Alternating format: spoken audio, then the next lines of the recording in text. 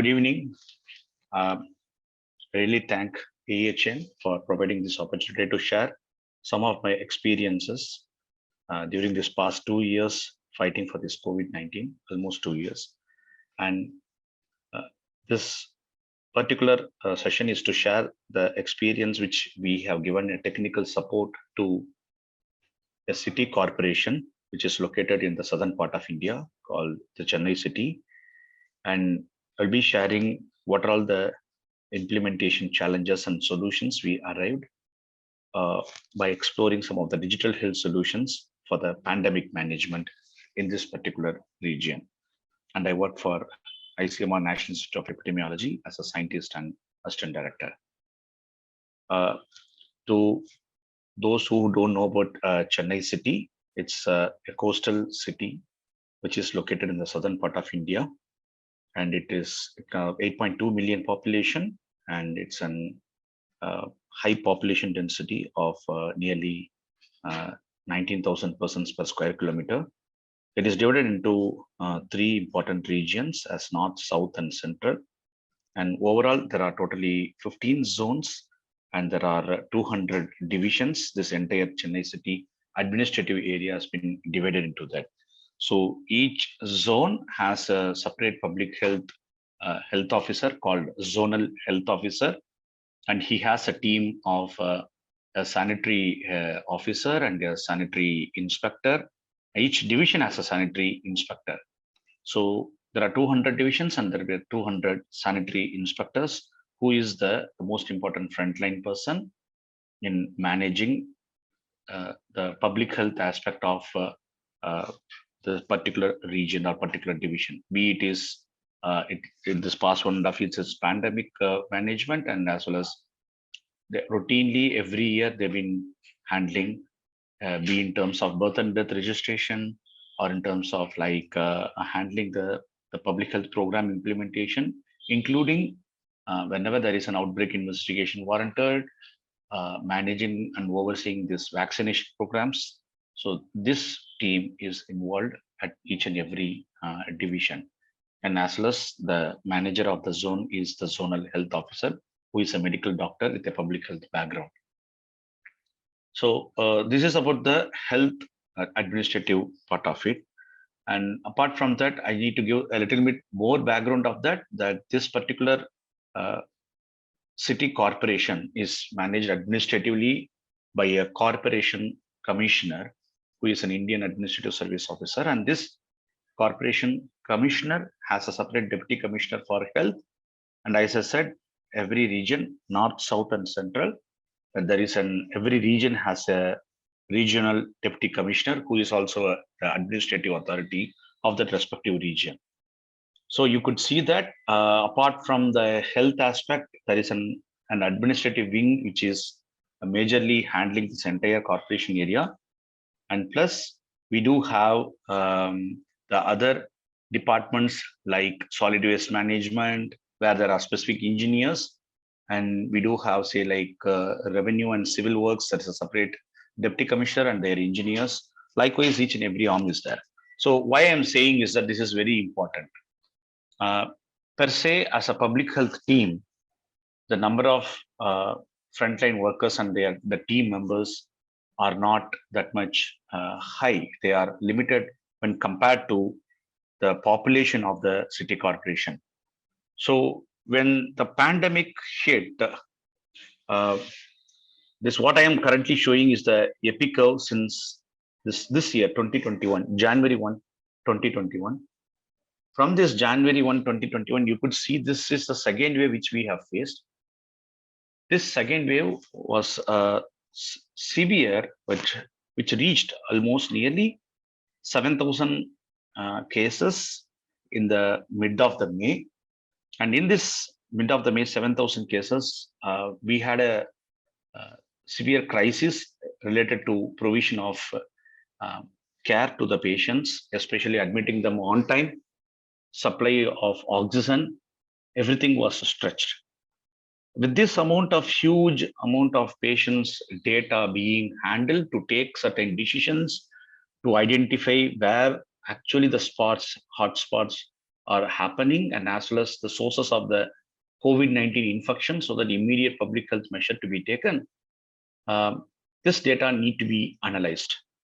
So I'll just little bit tell more about the quantum of the problem what we had, and what I'm currently showing is that the recent past this July 25th to August 7, 2021, these 2 weeks COVID-19 incidents by zones in 15 zones, and we've been having still the incidence is quite high in some of the zones. So we wanted this kind of an information even to drill down to the divisions and drill down to the specific streets to understand what is the quantum of the problem in those divisions where we need support. So by going further, we adopted some of the key strategies to come over this second wave. This was devised in the third week of March and the early weeks of April. We've been doing this since 2020, but we need to modify certain strategy because of the quantum of the second wave was thought to be very high. So we alarmed the system to keep it alert so that some of the key strategies should be adopted. So we advised us the 8 important key strategies. So among all these key strategies, the most important, there are certain strategies to reduce deaths, some strategies to reduce the spread of the infection, and how to sustain the non-COVID services like NCD care, scaling up the COVID-19 vaccination, which was introduced in the early weeks. So among all these things, the two important things which we have given a lot of importance is that to establish some data dashboards, and as well as to establish certain alert systems. So when we need to turn on, when we need to turn off the restrictions. So in this regard, what we first devised is that we prepared certain plan of the most important public health activity, which is happening at the every geographical area or every administrative division, which is mainly concentrating on reducing the spread of the infection, is we need to adopt a community-centric approach. So if certain groups of people in the community or where the spread is more, where the source of infection is rooted towards that particular community or the particular group, then we need to involve them. So first we need to know that that particular community is was affected. The second is that the routine surveillance, we adopted both active and passive surveillance, and so that the people who are at risk or suspected COVID-19 has to be identified, and they should be immediately tested. And if they turn to be positive, then they need to be isolated and quarantined. And also, in order to reduce the spread of the infection, the one important activity which has happened is contact tracing. And those contacts, both the contacts, close contacts at home, and as well as close contacts, the non-family members, some maybe in the workplace or some are travelers, was also done. And they also need to be tested, and they need to be followed up whether they are developing any severe form of disease. So that's another important activity. And with this amount of testing, we need to find whether the positivity rate among the tested individuals is increasing in certain divisions and certain zones, and as well as to identify, is it really the problem is widespread or it's still percolated to some of the smaller clusters. We have also adopted some of the workplace management strategies and as well as the source identification by doing case investigation. So let me just walk through that. We first plotted this as a diagram. This may look little more complex, but I just walk through you all. We first, how we plotted this, the entire data management protocol of COVID-19 in any region. This is one thing we have which we have learned for the past 1.5 years is this. So it all starts, if you can concentrate here, that there are some group of individuals who have been identified at the field level, who are all suspected. And there is a separate app called Field Surveillance app. The activity which was involved as active surveillance here is, there are certain group of field level frontline workers called as fever surveillance workers, where for every 150 to 250 household, one fever surveillance worker uh, was appointed, and there some of them are still in position. These fever surveillance frontline workers, they go door to door. They possess an infrared thermometer plus a pulse oximeter. They take the list out, they enumerate all the individuals in each and every family by visiting door to door, identify the comorbid individuals, identify elderly individuals more than 60 years, and they write it down in they were writing in a notebook, and later we turned that into a app, so that when they go to a specific house, they can just identify that particular house in that app, and they measure the temperature and they enter the temperature on the visit. During the peak time, they were visiting every day, and their temperature was monitored. And after that, we were concentrating, we slowly shifted our idea into to concentrate on those who are comorbid conditions and vulnerable population. However, in those family members were given daily visits, and all other family members were given once in 2 days or once in 3 days, and the temperature was maintained, was measured, and as well as oxygen saturation was measured using pulse oximeter. We adopted a syndromic approach. In that syndromic approach, any individual who was found to be with altered oxygen saturation or with any symptoms, immediately they were referred to a clinic called fever clinic, which is located closer to the community. These fever clinics are done routinely, where there are street level clinics where these patients were referred there, and there is a lab technician sitting in the fever clinic who takes a sample from all the referred patients and also the walk-in patients. Some of the patients who are identified through passive surveillance, which means the private health practitioners who are the general practitioner, GPs located in each and every area, the sanitary inspector and the sanitary officer approach them and ask for who are these individuals who consulted you recently and who had not tested with certain symptoms, with COVID suspected symptoms. They take those individuals' name and as well as their mobile number from these GPs, and they contact them, identify them, and if they are not tested, they also bring them to the fever clinic to get them tested. So here, the second level data point is that those who attended the fever clinic were also identified here. And from this, they will be given a sample collection. Throughout India, there is a standard Indian Council of Medical Research, my parent organization, has a app called RT-PCR app. This particular app has been made uniform throughout the country. Anyone who are tested, their details should be entered in this particular RT-PCR app. So during the sample collection.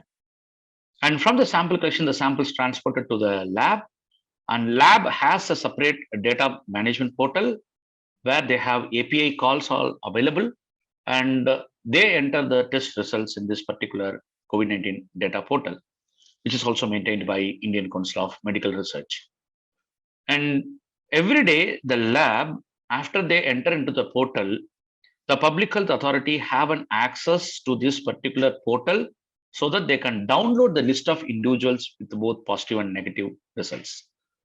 Those individuals who have been identified as positive, okay, so the list immediately first comes to the sanitary inspector.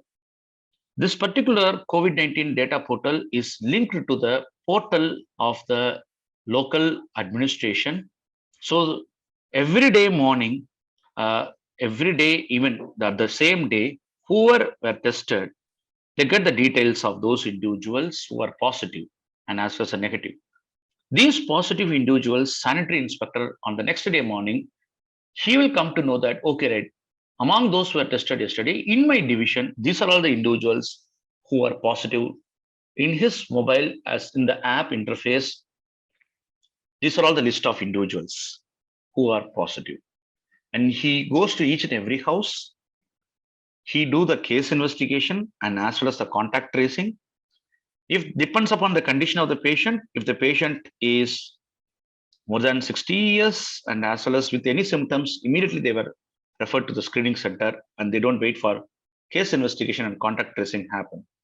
Both the case investigation and contact tracing are digitalized in the same portal. So those details are also entered.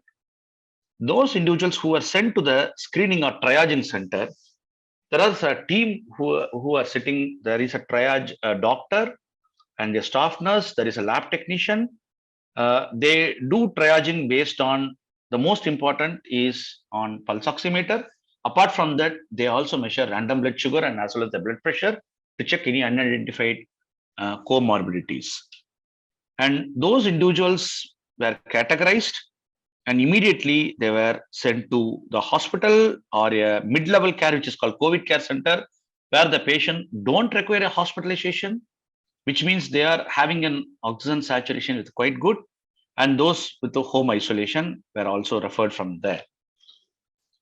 Since the cases were rising, these triaging centers were flooded with the crowd. So we introduced a new mode called field triaging, where what we found is that nearly 60% of the patients were triaged at the field, which means doorstep triaging, where a triaging team goes there to the doorstep and they measure their pulse oximeter, their oxygen saturation, and they categorize the individuals and they were immediately given referral as a home isolation or a COVID care center or to a screening center. So the triaging happens, so the severity happens, identified of all the patients on the same day. And then there is a monitoring of all these patients were involved and outcome of all the patients were monitored, especially in home isolation. Both the hospital and COVID care center had a separate, a case sheet format. And apart from that, the home isolation monitoring is again done by the civil authority. And those patients who are having an outcome as a recovered has been marked as recovered, and those who are died from the hospital or a COVID care center or even some at the home isolation were also marked and they were sent for a separate isolated cremation was done, where the usual way of cremation was not allowed by other public access. So even during the peak time, there were nearly only 120 cremation grounds. It was equally flooded.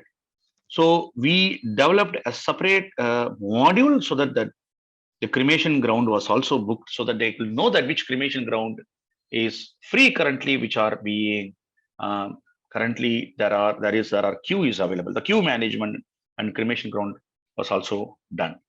So you could see that this gives an overview of the entire the most important 15 data points which has to be captured in the portal. So this took us a lot of time to understand that and as well as to include all these modules into the app, and so that the end user should be aware about what they are supposed to use on that. Moving further, with all this understanding, we also when we first plotted this particular data points, we had a difficult time because they were managing all the data. Data is not a problem. They were maintaining the data, but they were maintained in multiple formats and in tools and multiple devices, mostly on Excel files and mostly on Google Sheet. They used widely Google Sheet. Some of them used the CSV, especially the lab data, and very few used the DB files, especially the testing data. So finally, we try to clean each and everything and try to bring a policy of integrating each and everything so that they no need to the data to be buried in each and everyone's computer or smartphone. One thing we identified, the commonest mode of exchange of the information is WhatsApp. They widely used WhatsApp. Prior to introducing the portals, lab were sending, these are all the positives to the civil authority as an Excel. The civil authority will be sending to all the zones, again, the Excel through WhatsApp, and everyone is in the same WhatsApp group so that everyone means the authorities, they take the data from the WhatsApp where it has been shared. They categorize, okay, right, these are all belong to my division, they belong to this division. And finally, each and everyone will pick their patients depends upon the address, and it was chaotic at the time. So we clearly didn't know this happened in 2020, that uh, what happened to these patients, whether they went to hospital or COVID care center, whether they died.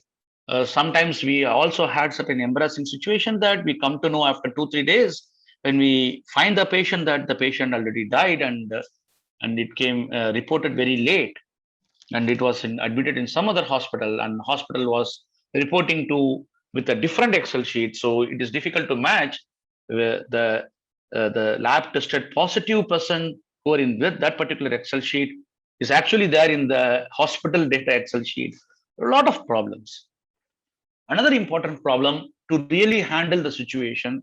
This is one side is data management. The other side is that if we don't measure, we can't manage. Is that's one thing we clearly communicated. So we tried to bring certain key epidemiological indicators, and we told them you have to generate certain key epidemiological indicators, and based on those data that we need to generate the information, we need to generate decisions, we need to take decisions, so that based on the decisions, so that we are really pouring the water on the fire where actually the fire is there. So identifying those respective hotspots, these key epidemiological indicators helped. The second important thing is that alert systems. So based on the key epidemiological indicators that the civil authority required support from us, when we need to increase the restriction, when we have to loosen the restriction, which are all the areas we need to contain it, where there is physical lockdown was done, where we have to lift the lockdowns, where commercial activities could be allowed. Prior to that, it was a kind of like blanket lockdown was practiced, and it really affected the people's lives and as well as the economic activity. And then what happened is that we don't know the details of those patients who were treated, and as well as those who recovered also was not clearly known. So we don't know the follow-up data, which was also not updated in 2020. With all these challenges, so we tried to bring certain solutions. So we wanted to have an uniform case reporting system, which means it all starts from when a person being tested, and it ends with the person being recovered or died, and that data uh, was maintained in one uniform web portal. And that is one thing what we have achieved, and it took a very shorter period of time for us, but it was really challenging. And we made certain important forms so that the patient details are captured. So one form which we introduced is called case investigation form, where the patient details are reconfirmed after they turn positive, and we also identify the source of infection. We did contact tracing linked to the case investigation form, and that contact details were also entered, and their testing details were also entered into that. Then triaging details, hospital admission details, and especially the epidemiological indicators, which are all analytics, were also run in the same portal. And the one good thing is that we didn't introduce multiple apps, rather than we promoted of using this as a web app, so that they could use it at any mobile phone. So we come for the multiple modules. It's a kind of end-to-end solution. Like, so it starts with the positive from case management till to the cremation booking ground by the civil authority, till we know that even the bed status of each and every hospital, and as well as all the civil authority operations, we try to bring in this particular app, and we did it to an extent. I won't say an absolutism and just flamboyantly can say that we succeeded everything. No, I won't say that. The most important catch of the digital health is, based on my limited experience and with this experience of past 1.5 years in pandemic, I would clearly say that the the digital health, if it focus on a problem uh, where the system is facing, then it will be well utilized. And once the problem goes off, then of course the utilization also will come down, which is quite natural. But one thing we have identified is that when the people started using it, as the ease of using this particular digital solutions, which reduces a lot of their work, they were really amazed to use it again and again, and they are still currently using many of these modules. I'm openly saying that some of the modules are not in use currently, and whenever the usage comes, they start using those modules. So with using all these uniform portal and modules, we did a real-time data for immediate quick response. Every civil authority, especially who are involved in triaging the patients, shifting the patients, knowing the status of the patients, use this app. And tomorrow, who are all those individuals who are turned positive that has to be immediately shifted, which comes at even at the mid of the night, the civil authority takes the action immediately. Then that's a real-time data they have it when the lab immediately identify an individual as a positive. Number two, it helps in effective micro-planning. This is very important. Micro-planning is on two things. One is micro-planning to reduce death, micro-planning to reduce the spread of infection. So where we need to, for spread of infection, one example I will say, where we need to conduct a fever camp. Wherever the hotspot is there, we need to conduct a fever camp there. That's one, this particular data helped. Number two, reducing the deaths, like especially where we need to really deploy the ambulance. Some of the zones were reporting more cases. So we need to deploy more ambulances there. And we need to identify those individuals and establish the screening centers there so that patients can be brought to the other screening centers to avoid crowding. So that kind of micro planning, this particular data helped a lot. And it is an integrated data management so that we'll come to know that what happens to each and every pillar of the pandemic management to an extent. Rather than being blind, even an offsite is better. So to an extent, we could get that. And some of the field activities are clearly coordinated based on this particular data. It facilitated immediate patient care. It improved the operational efficiency, the way the system worked to face this pandemic, and it clearly helped the paperless operations of that. To an extent, paperless operations, but largely, whenever we could take a data reports, it helped a lot. And I will walk through some of the screenshots of the same. What you are seeing is a overall dashboard of the particular portal which we have used.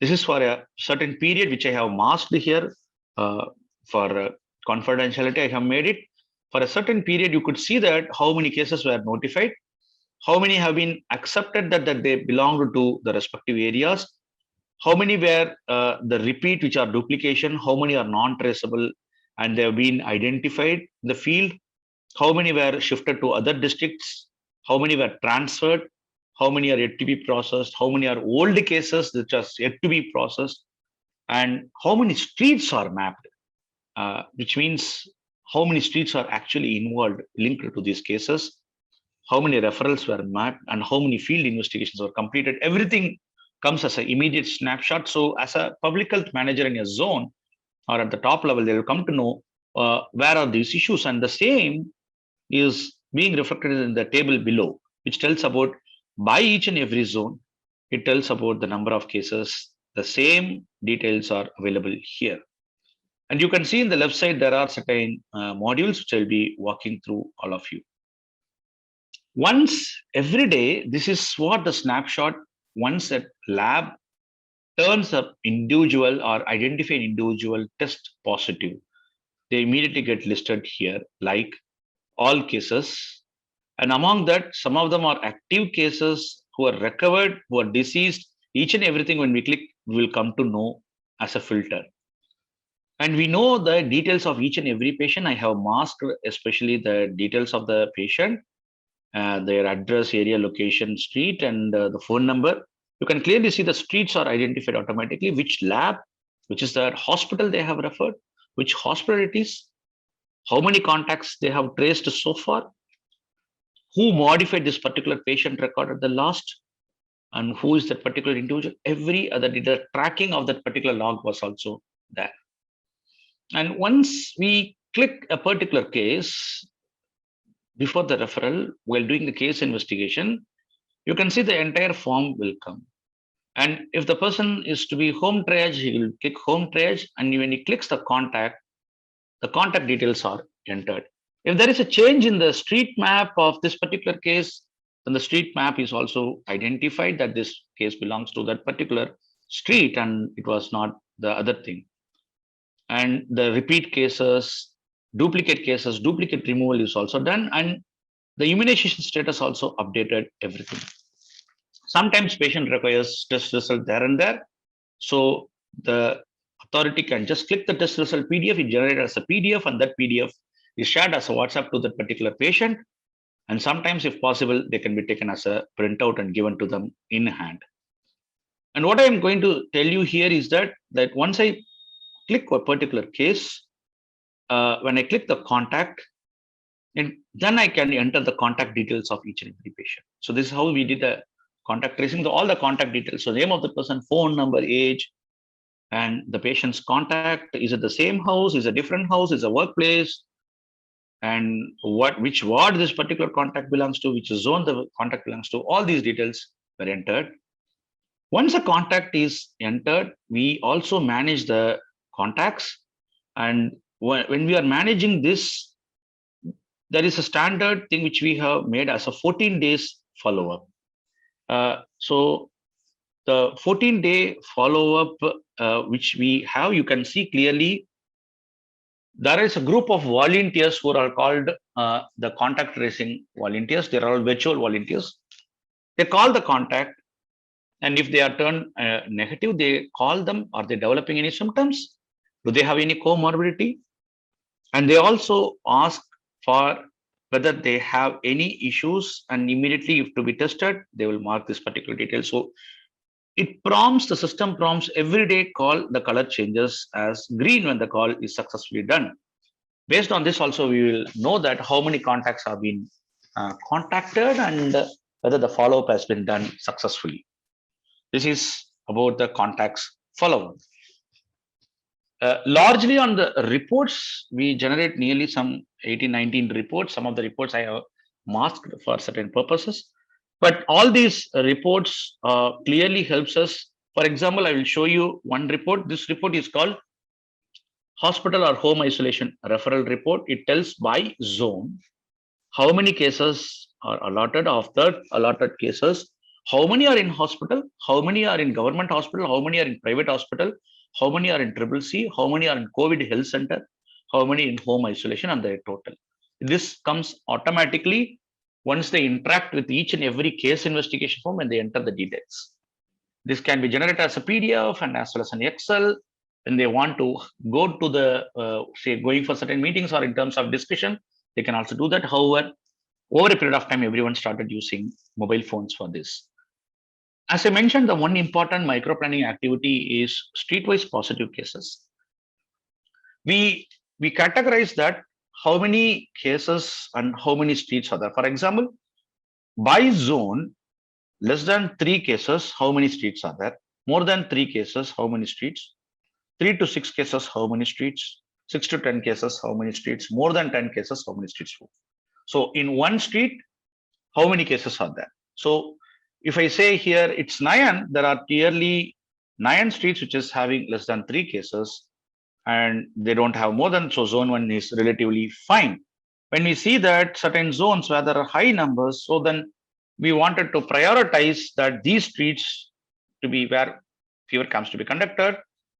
And sometimes we need to do intensify the door-to-door surveillance, active surveillance, intensify the passive surveillance in this respective hospitals, GPs, so that to detect more suspected individuals and test them. This is a kind of a drill down approach which we have made. And the listing of the streets with the number of cases really helped. When you click this particular street, it also lists the streets and the number of cases. What is the name of the street? Number of cases. So these are all interactive numbers. Whatever you are seeing in purple are all interactive numbers. And specific containment, micro containment measures are also done in those respective streets based on that. The one important activity which was really challenging for us, majority of the patients were put under home isolation. So we developed a tele-monitoring of home isolated individuals. So it's a simple phone call, but we want to track that those home isolated individuals are given follow-up calls for 14 days. Are they developing any red flag symptoms? Then immediately how to consult a doctor all through to telehealth. And if they identify, if they express some of the symptoms, then immediately an ambulance has been sent, and the ambulance immediately take them to the hospital for checking that particular individual whether the home isolation could be continued, or is it a false alarm, it is a true alarm, or the patient to be admitted. And to be very frank, this particular tele monitoring really helped us to a greater extent. We identified a lot of patients who developed this red flag symptoms. Everyday follow-up call, they also made active calls from the patients also received through this telecounseling center, and the ambulance have been diverted immediately to the respective state, because we no need to ask every detail again. When a patient calls, when you just chop that particular mobile number, when we just enter that particular patient details with a name or just their patient state ID, we give a state ID to each and every patient. Then every details will come. That details immediately sent to the ambulance driver. Then ambulance driver goes to the location, picks the patient, bring to the hospital, and immediate refer happens. And the turnaround time was largely limited. This helped us a lot. Apart from that, there are certain social support mechanism also. We did that for all the home isolated patients and their family members. They are not supposed to leave the home. Those individuals, we provided social support by giving supplies through a group of people called focus volunteers. They are like kind of food delivery boys. What they do is that once we set up that, we get a call that we want certain groceries and vegetables. We forward that call to this respective focus volunteers. They're called focus volunteers because they are friends of COVID citizens and under surveillance. And these focus volunteers drives a bike, go to the location. They are in kind of with a mask and as well as a face shield, and they interact the patients with the phone. When they ask what they want, they purchase those vegetables and groceries, drop them in their doorstep. The patient sometimes transfer the money through Google Pay or through other UPI payment. And sometimes the patient gives a cash which has been landed on the particular doorstep so that they can pick. So this is a kind of a mechanism which we made. We need a monitoring. So we set up a simple mobile phone based telehealth monitoring system. Whenever a patient is identified as home isolation, these individuals have been put as an onboarding. It's called into the system. We onboard them. These are all the patients who are under home isolation surveillance program. These onboarded patients have been given follow-up call and asked about the key health data by telehealth virtual care workers. And there are also some designated tele doctors. If the patient requires, if the patient develops symptoms, if there are doubts by the telecallers, the call is transferred to the doctors. The patients are also consulted through a separate designated app, which is called Vidmed app. It's a telemedicine app. If not, even by WhatsApp call, also doctors are connected. And these doctors prescribe some of the medications, which is again delivered by the focus volunteers. So the patient no need to come out. So there is a technical support team to monitor all these telehealth monitoring. And there is a field monitoring with pulse oximeter. Whenever the focus volunteer goes there, every day the person is supposed to measure the pulse oximeter or the oxygen saturation of the home isolated individuals. And they immediately enter the details of those oxygen saturation in the app. So at every follow-up, we come to know what is the oxygen saturation of them. There is a separate divisional health officer. If the patient requires immediate patient care at the doorstep, then it is immediately escalated to them and they reach there. Otherwise, we follow all the same system of transferring to the hospitals in terms of red flag signs. And this we have a separate dashboard as where we know that this is a total onboarding. How many were onboarded, how many were monitored. This is by zone, we do that. And we also do the follow-ups, how many follow-up calls have been made in that particular zone. And we know that epic of that daily follow-up, how many patients have been done by particular date. Apart from this, there is a huge amount of workforce involved, especially for this home isolation surveillance program. With this the quantum of this much number of patients, and you can imagine that how much number of active patients, active uh, case patients are there, active cases are there. So yearly we involved some 100 telehealth care workers. There are 5 dedicated doctors, 2 data manager, and there are 10 volunteers who are involved in order to coordinate the ambulance and everything. So this is about the home isolation. We had certain challenges. There is a community participation and cooperation was very difficult because they are also not very friendly with the technology. So we adopted, they just need to call. That's it. They don't need to have an app. That's fine. Those patients who don't have a smartphone, division health officer walks in directly to those patients, those who are home isolated. Otherwise, they can also reach out through the app also. We have provided all the uh, uh, kind of a cafeteria approach, all means of communication so that the patient can be reached. And there is a community sensitization involved in that. And they turned to be very cooperative. Data quality is taken as a very serious. That's why the data managers were totally involved. And the most important another thing is like there is a financial sustainability. Over a period of time, we later shifted all these operations into a kind of an standalone. So the advantage is that initially we customized a separate application for the home isolation program, but later it is integrated into our existing portal where all the operations were being, and that's how we handle the sustainability. And this gives overall nutshell. I'm trying to simplify it, which are all the most important key digital health solutions which we are used. One thing I didn't touch upon here is on the alert systems. Uh, I just wanted to share about that. That alert systems is basically we generate color coded alert systems where the same way what you have seen here, it generates and as well as it gives a color coding based on 3 or 4 indicators. The indicators which we used is test positivity. The second indicator, percentage change in the incidence in the past 1 week, incidence of COVID-19, that one. Third is another secondary attack rate also sometimes we involve. And based on these alert systems, we identified that test positive rate and percentage change in incidence helped us a lot to identify the hotspots. So in these zones, wherever there are high risk, micro containment measures were done when we drill down to this particular street. So that's a kind of an alert systems which was done, that is done as a separately, not linked to this particular portal, but it really helped, especially in the recent times. We are also seeing that there is a recent change in increase of cases on certain zones and certain divisions, which is closely linked to some smaller clusters, thankfully. So this is just giving an overall to about how this pandemic management utilize the digital health solutions in Greater Chennai City Corporation, where we have involved as one of the key technical provider to the civic authority.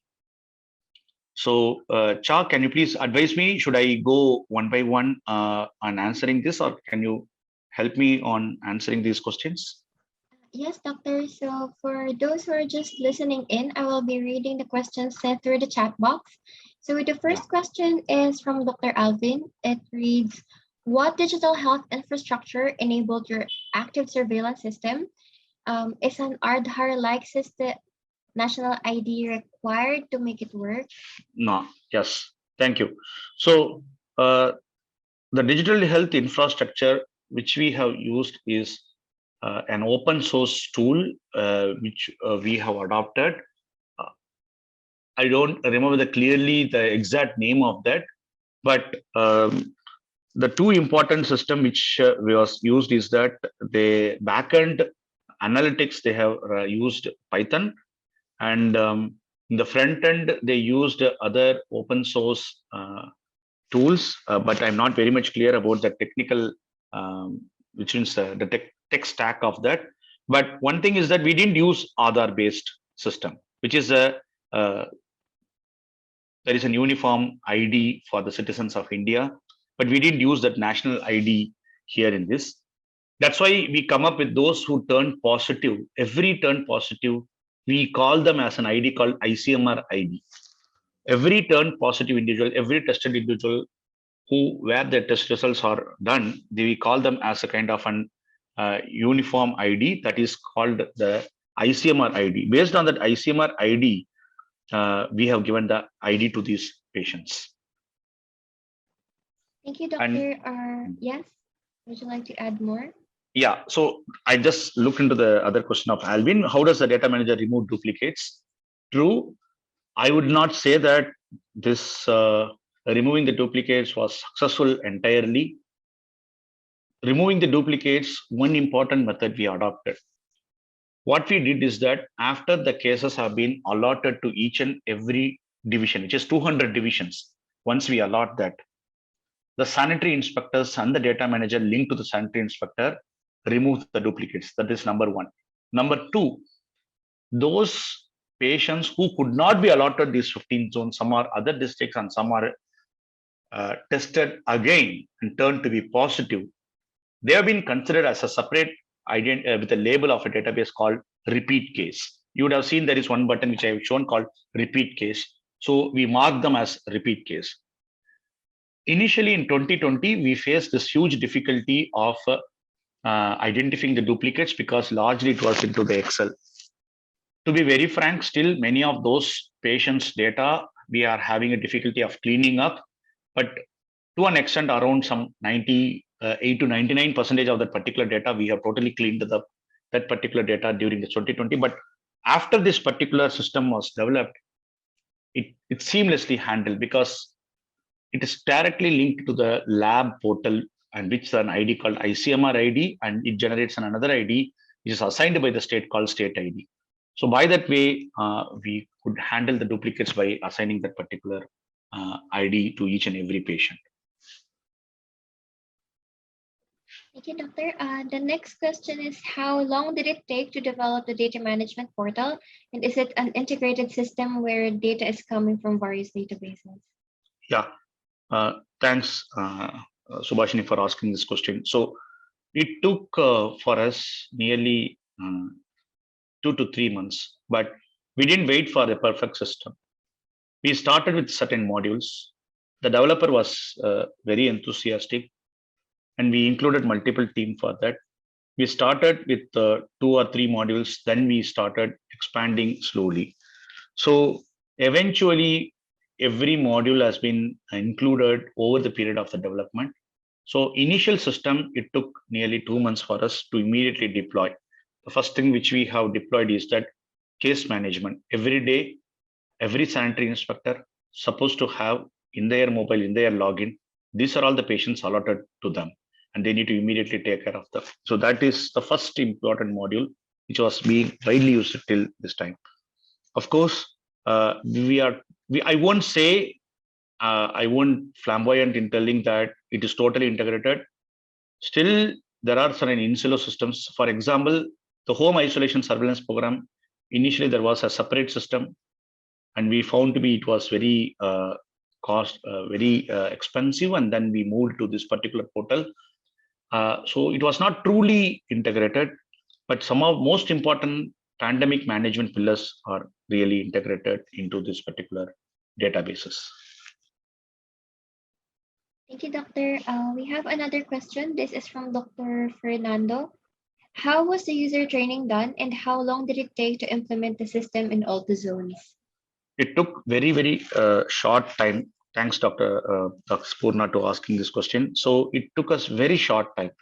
One good thing is that the end users of this system are already very well aware of using the smartphones, and it has become ubiquitous now. Already they were using smartphones for multiple other purposes for other disease surveillance program. So the training was seamless. We didn't face a major issue at all. Most of the trainings, almost all the trainings, except field level trainings, when we visited to the field, almost all the trainings are done virtually. We used Google Meet, we used Zoom for multiple purposes, and we did the training to that. And it took just whenever the module is introduced, that week we immediately do the training.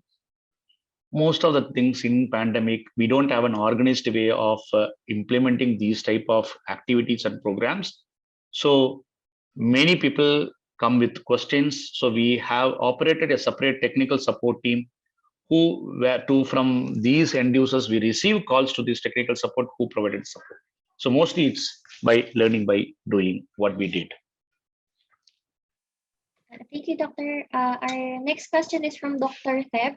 So do you have a problem with returning people and how do you manage? If I understood correctly, the returnee people is those who tested positive again, or is it those who have returned from the other countries? I have a little difficult to understand that. But one thing is that once this data got integrated, how we handled is that we could link that whether they are all travelers if they are returning from other countries. Again, is that if they are turned positive again, if I understand that it is returnee is who turned positive, we mark them with a tag. There is a button which says that they are all repeat positive. So we click them as a repeat positive. Many of these nomenclatures are all operational, which has been widely used among the people. Yes. Thank you, Dr. Ganesh Kumar. We also have a couple of questions from Sir Jai. Sir Jai, would you like to ask to the mic? Yes, thanks, Shah. Dr. Ganesh Kumar, just wanted to know that this is a tremendous effort, like very comprehensive, and it has taken a very short time and having a great impact. Just wanted to know that whether have any other corporations within the state have used this system because it is developed with so much of effort and time, or has there been a demand to use this system elsewhere? Thank you. Thank you, Jay. I want to be very honest here. We try to expand this particular portal to other corporations and as well as other districts. Okay, corporations are all city corporations, they're the city authorities. So we try to adopt all these corporations to adopt this particular portal and as well as the system, but it failed. Many didn't accept it because the acceptance decisions have been clearly taken by the administrators by various reasons. It has been told. Some of the reasons I could not say, but as a one important challenge for all digital health solutions, there was a heavy resistance of using this system. End users were using, but the decision makers have some resistance. End users were really liking it. Many corporation end users who visited Chennai, who visited this particular Chennai corporation, they wanted to adopt this particular system. But the key person who has to decide whether to be used or not used are the major decision makers and the administrators. There was certain amount of resistance and as well as difficulty due to other financial and sustainability issues was there. So that's one important reason I wanted to say. Thank you, Dr. Ganesh. I think it's a very candid remark, and thanks for sharing and thanks for being with us. Was there any situation that it required a multilingual support, like for example, in the state of Tamil Nadu? So was there a need to use Tamil, or no, it's purely English? Okay. Purely English to us. So we didn't, because all the users are well versed with English and comfortable with English. So we didn't face any major issue on that. So we didn't translate for the local language. We never had a situation, especially in the southern part of India. Most of them are well comfortable and literate and comfortable with English. So we didn't face the issue of translating in local language. Thank you. Thank you, Sir Jai and Dr. Ganesh Kumar. I think we have our last question from Dr. Alvin. So how many people centrally are needed to run the system? Okay, so centrally, there was a team of nearly 20 to 25 technical people in the back end supporting this entire activity. Apart from that, we have data managers for each and every zone, and there is a central data manager for collecting for all the 15 zones. One central data manager is there. And apart from that, we have plenty of data entry operators who are the most important people, I would say, utilized well the system and make the system usable, and the output has happened. So we had nearly some 800 to 900 data entry operators with that. Thank you very much, Dr. Ganesh Kumar. I think we can wrap up the session here. Maybe we can call on Dr. Alvin or Sir Jai to close the session. Yes, thank you, Chad. Dr. Ganesh Kumar, congratulations, and thank you very much for giving us your time. We learned a lot, and I hope that from your experience, we can continue to inspire other countries to follow suit as well. Thank you. Thank you, Alvin. I'd just like to add here. I think it will be good, Dr. Ganesh Kumar. I think you, if your team can come up with a publication, I think that will be a good thing for the other countries or other regions to also know from and learn from this experience. Thank you. Thank you. So we have already submitted and it is under review. We hope so it will be published soon in a couple of months. Thank you, Fantastic. AHN. Please do Yeah, share with thank us. you. Sure, sure. Thank you, AHN, for providing this. Thank you, Char, for coordinating.